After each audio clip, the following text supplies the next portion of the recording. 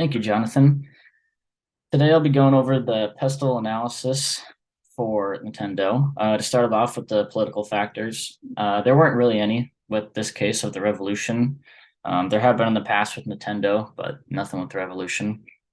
Some economical factors. By 1989, video games were a $3.4 billion market in the United States, and Nintendo owned about 80% of that market. Now, today, video game market is bigger than the movie market. It's grown tremendously.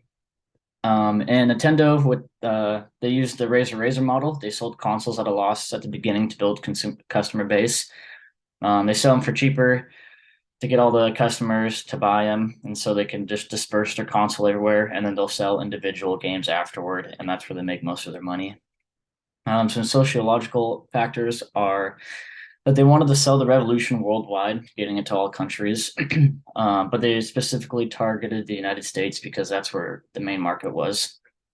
They wanted to create a new console, which is Revolution, that invited all people. So they targeted families and moms, and they wanted the device to be able to be played with everyone, like a family game night. Like families will play Jenga or Sorry or Monopoly or board games like that. They wanted the Revolution to be incorporated into those families and be able to be played with everyone.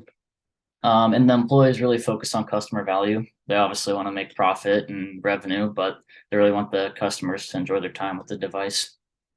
Some technological factors are they needed to upgrade graphics to 3D and advanced sounds and add some voices and cutscenes in there. For people that don't know video games, that much cutscenes are just like you don't do anything. It's just like a mini movie in the middle of the video game that builds a story.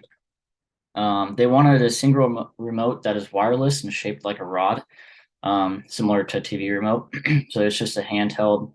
You just point it, and this is how you play the game. Normally, it's a two-handed controller. But that's another thing is it needs to be backward compatible with games that do use two-handed controllers, since it is one hand. Some environmental factors are they needed to design the system to have the capability of staying on for 24 hours due to the fact that they wanted it to be a family device and they wanted everyone in the family to play it. There's the possibility that it could be on for many hours a day in a row due to everyone wanting to play it. And so they also needed to consume little electricity and make very little sounds. When a video game console or any device for that matter are on for a long period of time, they overheat, so they need a fan to cool it down. And so they wanted to make little sounds when it's on for consecutive hours.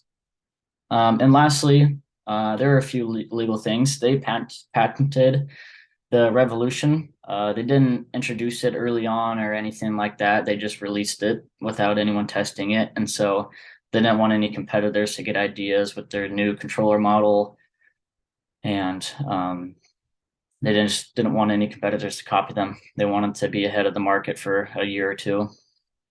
And next, it will be Logan talking about the five forces.